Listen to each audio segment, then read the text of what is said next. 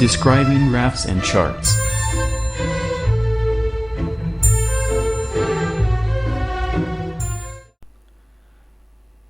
Welcome, dear learners. How are you? I think all of you are fine by the grace of Almighty.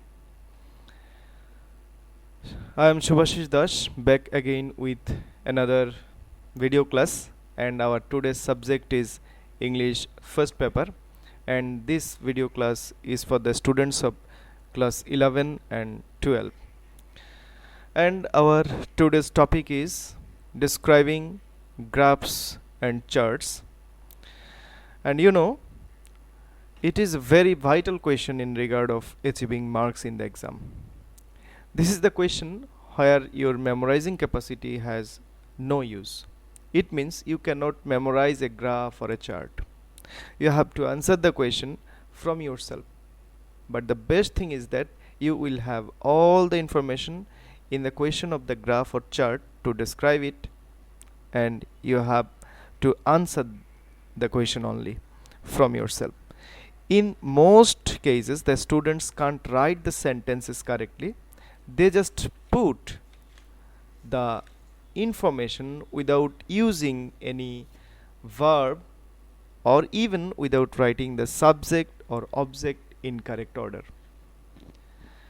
You have to remember that without writing the sentences, without using the grammar, without writing the verb correctly, you cannot deserve good marks in this level. But I want to remind you that describing graph or chart isn't so difficult. I will show some techniques how to answer this question, that is graph or charts. So don't worry, let's start.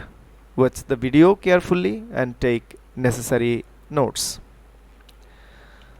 First of all, bar graphs.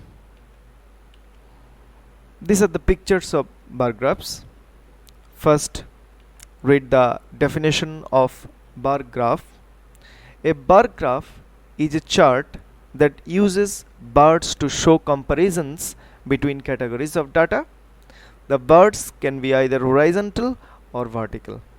তাহলে আমরা দেখতে পাচ্ছি bar graph হলো এক ধরনের chart যেখানে বারগুলো ব্যবহার করা হয়ে থাকে বিভিন্ন ধরনের তথ্য বা ইনফরমেশন দেওয়ার জন্য এবং সেই ইনফরমেশনগুলোর মধ্যে তুলনা বোঝানোর জন্য। যেমন এখানে category 1, category 2, category 3 and category 4, এই চারটি বারে 4 ধরনের ইনফরমেশন দেয়া থাকবে। আমরা এই ইনফরমেশনগুলোর মধ্যে কম্প্যারিজন করব এবং সেটা ডেসক্রাইবিং করব। আবার কখনো কখনো এরকম হতে পারে যে পাশাপাশি দুইটা ভার্ব করে থাকবে, একটা সাইটে দুইটা করে বার থাকবে এবং এগুলোর মধ্যে তুলনা দেখাতে হবে। আমরা নেক্সট পেজে যাই। নেক্সট পেজে আমরা পাবো pie chart. So these are the pictures of pie chart. Definition: a pie chart looks like a circle or a pie cut off into segments. Pie charts are used to show how the whole breaks down into parts. তাহলে আমরা প্রথম পাই চার্টটার দিকে যদি তাকাই, আমরা দেখতে পাচ্ছি এটা একটি সার্কেল অর এ পাই। এটা বিভিন্ন সেগমেন্টে ভাগ করা আছে। এখানে একটা বিশাল সেগমেন্ট, তাহলে এখানে একটা ইনফরমেশন থাকবে, ইয়েলো কালার, এখানে একটা ইনফরমেশন থাকবে, এটাতে একটা থাকবে, এখানে একটা ইনফরমেশন থাকবে। আমরা ইনফরমেশনগুলোর মধ্যে কম্প্যারিজন আর অ্যানালাইজিং যা দরকার হয় আমরা সেটা করব। এখানে আমরা পাশাপাশি আবার এমনও আসতে পারে যে পরীক্ষায় দুটি পাশাপাশি পাই চার্ট দেওয়া আছে, তো সেই ক্ষেত্রে আমরা বিভিন্ন তথ্যের যে চার্টগুলোতে বিভিন্ন সেগমেন্টে যে ইনফরমেশনগুলো থাকবে সেই ইনফরমেশনগুলোর মধ্যে কম্প্যারিজন, সিমিলারিটি, ডিসিমিলারিটি এইসবগুলো আমরা তুলে ধরব। ওকে, আমরা এখন একটি পাই চার্ট কীভাবে লিখতে হয় সেই কিছু টিপস দেখব। Top tips for writing.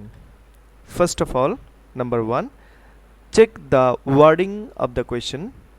If it asks you to summarize or describe the data, you just need to select the most significant points and report them.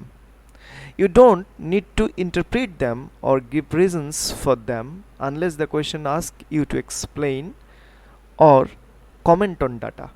So first of all একজন স্টুডেন্টকে তোমাকে যা করতে হবে সেটা হলো তোমার কোয়েশ্চেনের কি বলা হয়েছে তোমাকে সেই বিষয়টা খুব যত্ন সহকারে দেখতে হবে। And in most cases intermediate লেভেলে যেটা বলা হয় তোমাকে একটি বার গ্রাফ অথবা পাই চার্ট দেওয়া থাকবে যেটার ইনফরমেশনগুলো ডিসক্রাইব করতে বলবে, অ্যানালাইজ করতে বলবে, হাইলাইট অ্যান্ড সামারাইজ করতে বলবে।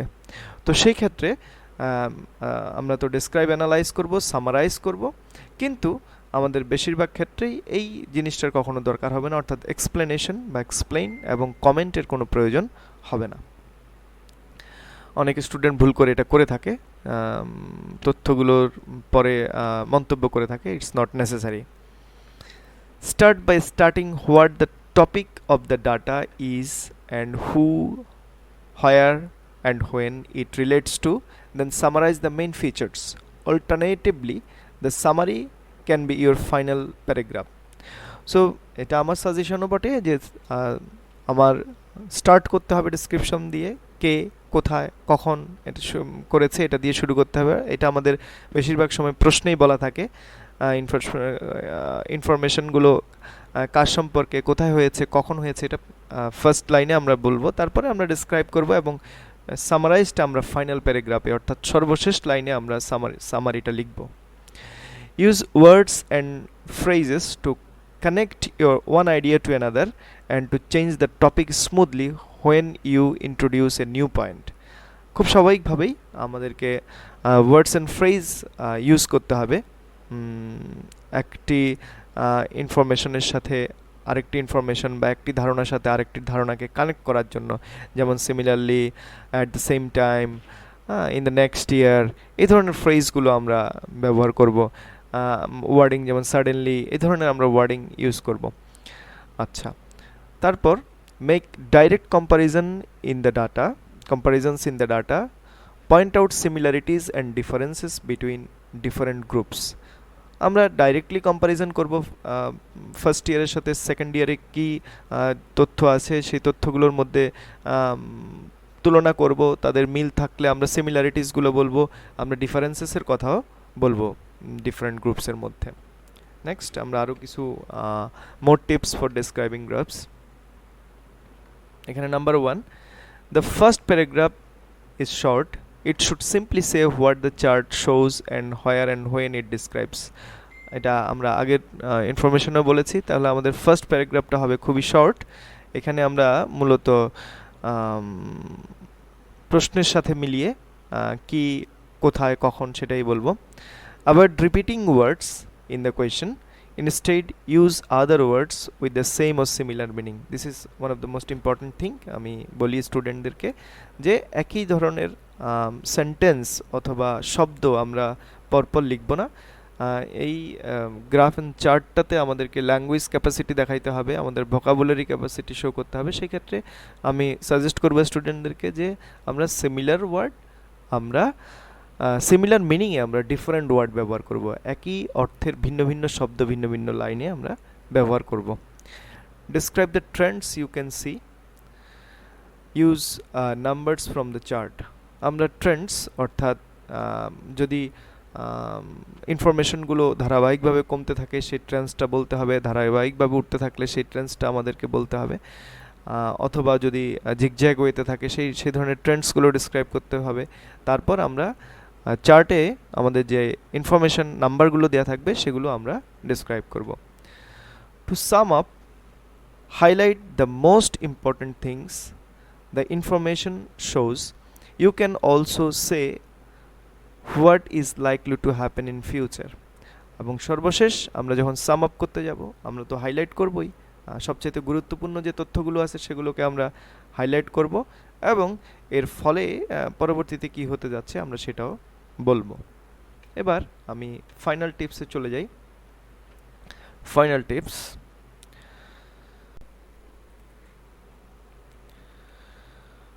start by saying exactly what the chart shows and the time period. Describe the changes as precisely as you can. Use data and numbers from the bar chart. compare the information, talk about differences or similarities between the groups shown, conclude by saying what the main trends or changes are.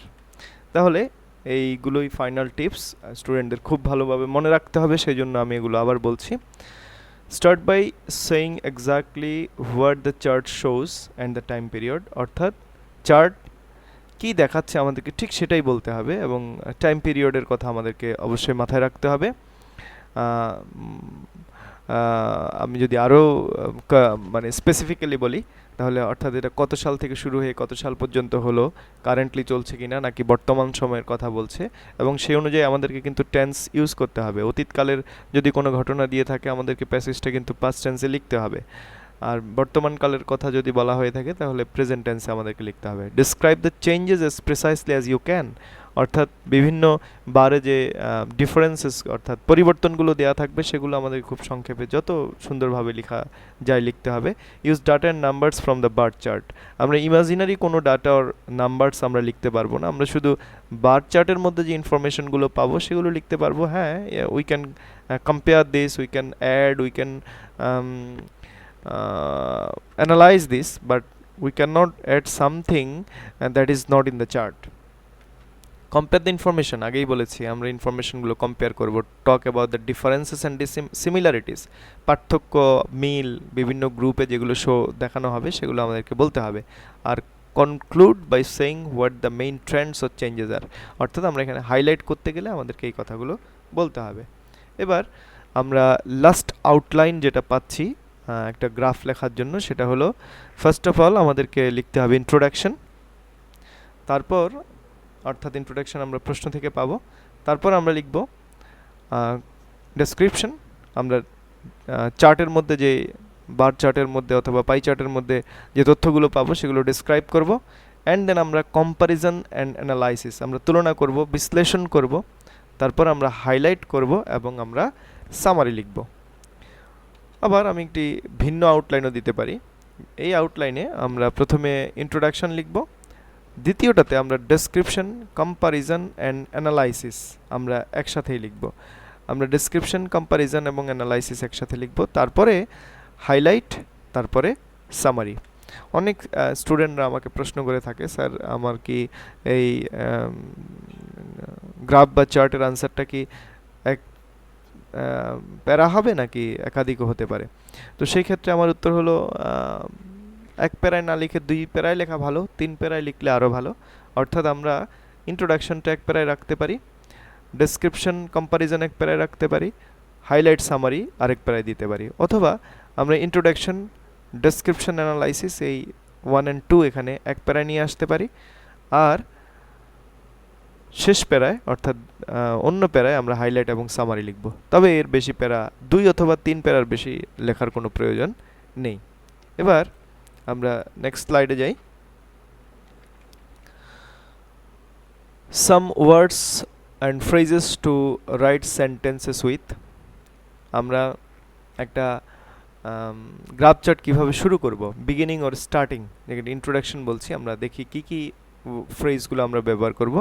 The or this graph shows, it is seen in the graph, this chart represents, this chart depicts, we can see in the graph। অর্থাৎ এই যে ফ্রেজগুলো দেয়া আছে আমরা যে কোনো একটা দিয়ে শুরু করতে পারি। আমরা লিখতে পারি this graph shows that dash dash dash, অথবা it is seen in the graph that, এভাবে আমরা লিখতে পারি। তারপর if you অথবা we look at, you will see, notice, understand ইত্যাদি। দেন বিগিনিং অফ ডেসক্রিপশন, আমরা একটি গ্রাফের বর্ণনা কিভাবে শুরু করব। In the first year the bar of the graph we notice, initially, primarily we notice, এভাবে। তারপর describing second bar and the following birds, আমরা যখন দ্বিতীয় বারটি অথবা অন্যান্য বারগুলো বর্ণনা করব তখন কিভাবে লিখব। In the next or following year we find a different, অথবা সেম হইলে সেম, অথবা the last year of the graph gives us information এভাবে আমরা নেক্সট ইয়ার, ফলোয়িং ইয়ার এক এক জায়গায় এক একটা লিখবো। উই ফাইন্ড লিখবো, কোথাও উই নোটিস লিখবো, কোথাও the graph gives us the information লিখবো। এইভাবে আমরা এক একটা গ্রাফ বার এক একটা ফ্রেজ দিয়ে শুরু করব। আমরা খেয়াল রাখবো যাতে প্রত্যেকটি বারের ডেসক্রিপশানে একই রকম শব্দ না থাকে। এরপর some more words or phrase to start sentences with. To go up, যখন আমরা দেখব এইরকম আমাদের ইনফরমেশনটা উপরের দিকে উঠতেছে, সেই ক্ষেত্রে আমরা কি লিখব? Increase, rise, claim, lift, grow, go up, jump, an increase, growth, an upward, rising, increasing trend, an improvement, expand, push or step up, etc. এবার যদি আমাদের বারের ইনফরমেশনগুলো নিচের দিকে নামতে থাকে, সেই ক্ষেত্রে আমরা কি লিখব? Decrease, drop, decline, fall, go down, slump, plummet, a fall, a decrease, a decline, a downward, falling, decreasing trend, এইসব আমরা লিখব। সেন্টেন্সটা হতে পারে এরকম: the rate continue to increase, যদি বাড়তে থাকে তাহলে ইনক্রিজ, কমতে থাকলে decrease in the next years. এটা একটা স্যাম্পল লাইন এখানে দেয়া হলো।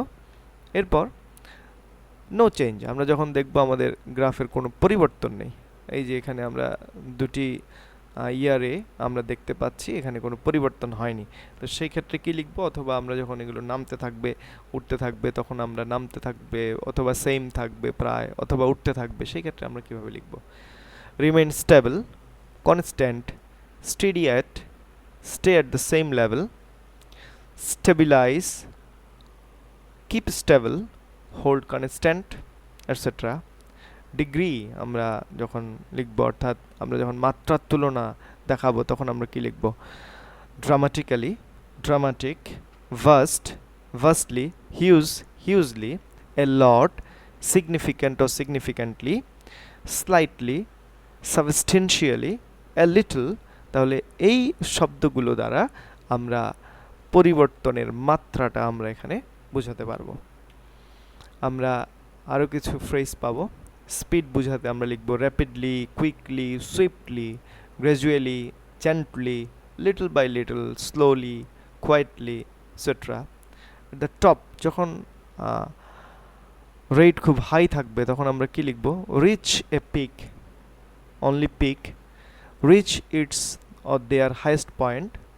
আর যখন বটমে থাকবে তখন আমরা লিখব, খুব নিচে থাকলে, কমলে আমরা কি লিখব? Reach or hit a low point, hit or reach its their lowest point, এভাবে। এবার আমরা এন্ডিং অর কনক্লুশন লাইনে আমরা কি লিখব? হাইলাইট অ্যান্ড সামারি যখন আমরা লিখতে যাই তখন আমরা কি লিখব? It can be highlighted that, অথবা we can highlight that, it is noticeable in the graph that.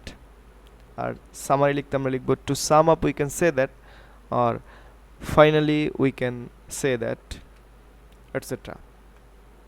তাহলে আমরা এখানে বেশ কিছু ইনফরমেশন পেলাম, যেগুলো একদম বিগিনিং থেকে শুরু করে একদম এন্ডিং পর্যন্ত স্টুডেন্টদেরকে বিভিন্ন ফ্রেজ ওয়ার্ডস দিয়ে হেল্প করবে যে কিভাবে তোমরা সেন্টেন্সগুলো লিখবে। ওকে, আমরা এরপর দেখি যে একটা ইন্টারমিডিয়েট লেভেলের প্রশ্ন কীরকম থাকে। সো এই ধরনের একটা এক্সাম কোয়েশ্চেন, এই ধরনের একটা প্রশ্ন থাকবে। প্রথমে প্রশ্নটা দেয়া থাকবে, কি করতে হবে ইনস্ট্রাকশন দেয়া থাকবে, আর এখানে গ্রাফটার চিত্র দেয়া থাকবে। অবশ্যই পরীক্ষার খাতায় এই চিত্রটি আঁকার কোনো দরকার নেই। বার গ্রাফ অথবা পাই চার্ট যেটাই দেয়া থাকুক, এটা ছবি আঁকার কোনো প্রয়োজন নেই। আমি প্রশ্নটা পড়ছি। The bar chart below shows the number of men and women studying engineering at Australian University. Summarize the information in the chart by selecting and reporting the main features. Make comparisons where relevant. তাহলে the bar chart below shows the number of men and women studying engineering at Australian University. অর্থাৎ এই বার চার্টের নিচের বার চার্টটি Australian ইউনিভার্সিটিতে পড়া নারী এবং পুরুষদের তথ্য আমাদেরকে দিচ্ছে, আমাদেরকে বলেছে এই তথ্যগুলো সামারাইজ করার জন্য এবং এখানকার যে মেইন ফিচার্সগুলো আছে অর্থাৎ বিশেষ বৈশিষ্ট্যগুলো রয়েছে সেগুলো বলার জন্য এবং প্রয়োজনীয় তুলনা দেখানোর জন্য আমাদেরকে বলা হয়েছে। সো আমি এটার উত্তর করে দেখিয়েছি। আমি কোয়েশ্চেনটি পাশে রেখেছি, কিন্তু পরীক্ষায় অবশ্যই কেউ কোয়েশ্চেনটি লিখবে না বা আঁকবে না। প্রথম যে ইন্ট্রোডাকশনটা লিখব, আমরা ইন্ট্রোডাকশনটা লিখব আমাদের প্রশ্ন থেকেই। এখানে আছে the bar chart below shows the number of man and women studying engineering at Australian university.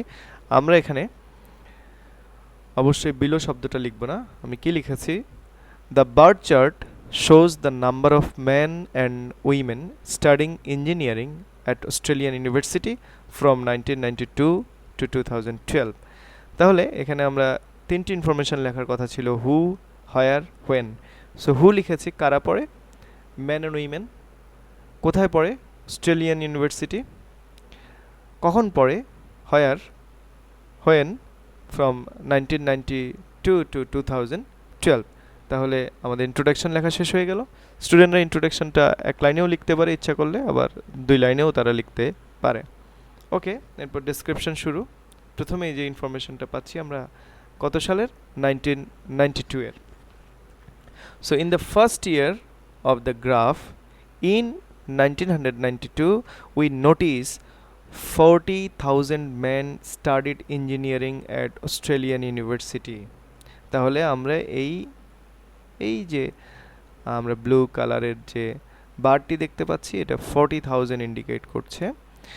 While যখন উইমেনদের সংখ্যা অনলি 2,000, সেজন্য আমরা এখানে লিখেছি while only 2,000 women studied in this faculty. তাহলে ইন 1992 কি হয়েছে, in total 60,000 students were seen studying in this subject. তাহলে আমাদের 1992 এর ডেসক্রিপশনটা শেষ হয়ে গেল। এবার আমরা যাব আফটার 10 ইয়ার্স অর্থাৎ 2002 এর যে information. After 10 years the scenario changed a lot. তাহলে আমি এখানে প্রথমেই একটা কম্পারিজন দেখালাম যে 10 বছর পরে চিত্র কিছু পরিবর্তন হয়ে গেছে। আমরা দেখতে পাচ্ছি পরিবর্তনটা, আমরা দেখতে পাচ্ছি যে এই ব্লু কালার বারটা ছোট হয়ে গেছে, কিন্তু এটা একটু বড় হয়ে গেছে। অর্থাৎ মেনের সংখ্যা কমে গেছে কিন্তু উইমেনদের সংখ্যা বেড়ে গেছে। তো সেজন্য আমাদেরকে বলতে হবে in 2002 we find the number of male students decreased dramatically from the previous years and 12,000 men were seen studying engineering there, which was 2,000 less than the number seen in 1992। অর্থাৎ 1992 সালে যে সংখ্যা দেখা গিয়েছিল তার থেকে 2,000 কম এই 2002 সালে এসে, এবং তাদের সংখ্যা হলো 12,000। অন দ্য আদার হ্যান্ড, অন্যদিকে এবার আমরা উইমেনদের সংখ্যা বলবো। On the other hand the number of female students increased, it became double in 10 years and the number was 4,000। অর্থাৎ in 1992 it was 2,000, but in 2002 it became 4,000, but the total number of students was remain unchanged। অর্থাৎ এই যে আমরা এখানে যে সংখ্যা পাচ্ছি 12,000 এবং আমরা যদি 4,000 এর সাথে যুক্ত করি তাহলে সেই এখানকার যে 60,000 যে স্টুডেন্টস সেই সংখ্যাটা একই থাকবে। এরপর আমরা যাব 2012 এর ইনফরমেশন অ্যানালাইসিসে।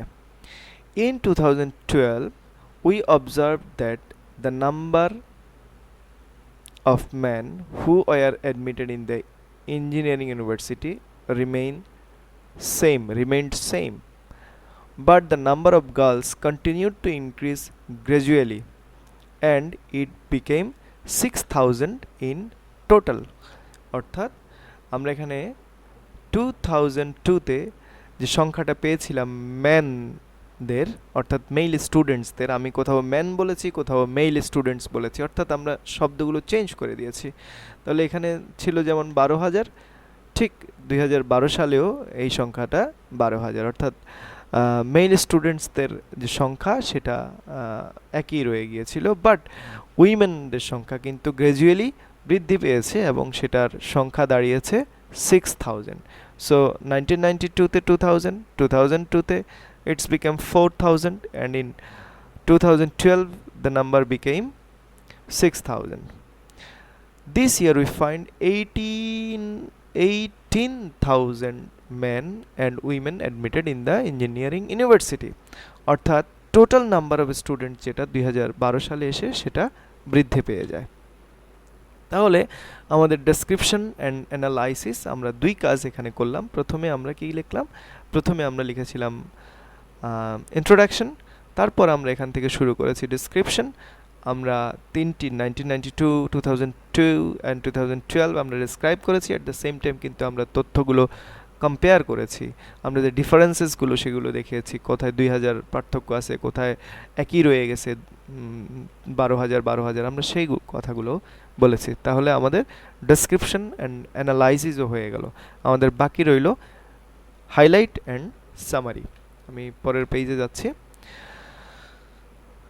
সো আমি হাইলাইটে কি লিখেছি? So it can be highlighted that the number of female students studying engineering increased gradually over these 20 years, whereas the number of male students decreased earlier but remained static at last. অর্থাৎ female স্টুডেন্টসদের সংখ্যা gradually বৃদ্ধি পেয়েছে এই 20 ইয়ার্সে, 1992 to 2012 gradually বৃদ্ধি পেয়েছে, এবং mail স্টুডেন্টদের সংখ্যা যদিও প্রথম দিকে কমে গিয়েছিল কিন্তু পরের দিকে এটা স্থির থাকে। এবার আমাদের হাইলাইটের পরে আসবে সামারির কথা। To sum up, it can be said that the overall number of engineering student increased from the year 1992 to 2012, and especially the number of female students grew up noticeably. তাহলে আমরা বললাম যে engineering student, overall engineering student বৃদ্ধি পেয়েছে, একদম 1990-2000-এ total number of students বৃদ্ধি পেয়েছে, তবে বিশেষ করে বলতে গেলে ফিমেল স্টুডেন্টদের সংখ্যা ক্রমান্বয়ে বা লক্ষণীয়ভাবে বৃদ্ধি পেয়েছে। So that's all. আমরা এভাবেই করব। আমি স্টুডেন্টদের সুবিধার্থে এখানে পুরো গ্রাফটা এক পৃষ্ঠায় আবার দিয়েছি, তোমরা অবশ্যই এটা খাতায় লিখে নিবে। আমি একবার পড়ে দিচ্ছি। The bar chart shows the number of men and women studying engineering at Australian University from 1992 to 2012. In the first year of the graph, in 1992, we notice 14,000 men studied engineering at Australian University, while only 2,000 women studied in this faculty. In total, 16,000 students were seen studying in this subject. After 10 years, the scenario changed a lot. In 2002, we find the number of male students decreased dramatically from the previous years, and 12,000 men were seen studying engineering there, which was 2,000 less than the number seen in 1992. তাহলে এখানে একটি জিনিস লক্ষণীয় যে আমি এখানে বলছি 14,000 men studied engineering, আর এখানে বলেছি 12,000 men were seen studying engineering। তাহলে আমি সেন্টেন্স এর ওয়ার্ডগুলো একটু চেঞ্জ করে দিয়েছি, সেই কাজটাই করতে হবে। On the other hand, the number of female students increased and became double in 10 years, and their number was 4,000, but the total number of students was not changed. In 2012, we observed that the number of men who were admitted in engineering remained same, but the number of girls continued to increase gradually, and this year they are 6,000 in total. This year we find 18,000 men and women admitted in this subject. So it can be highlighted that the number of female students studying engineering increased gradually over these 20 years, whereas the number of male students decreased initially but remained static at last. To sum up, it can be said that the overall number of engineering students increased from the year 1992 to 2012, especially the number of female students greatly increased. So this is how you can describe a graph or chart. No more today. আমি আশা করি তোমরা বুঝতে পেরেছো কিভাবে একটি bar chart describe করতে হয়। এই পদ্ধতি অনুসরণ করলে তোমাদের জন্য যে কোনো বার গ্রাফ ডেসক্রিপশন দিয়ে অ্যানালাইজ করা, হাইলাইট সামারাইজ করা একেবারেই সহজ হয়ে যাবে। So follow this method. If you have any question, you can ask me in the comment box, no problem. I will try to answer them. No more today. Thank you. Goodbye. Have a nice time.